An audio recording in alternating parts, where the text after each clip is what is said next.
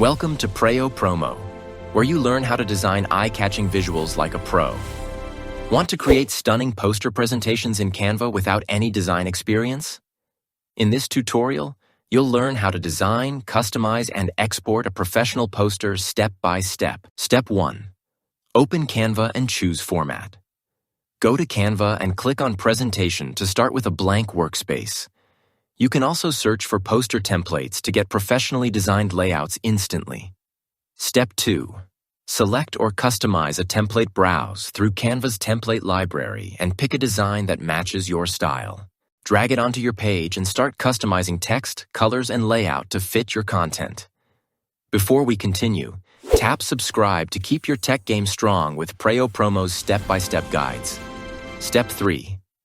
Add pages or adjust layout. Click the plus icon to add more pages if you're creating a multi-slide presentation.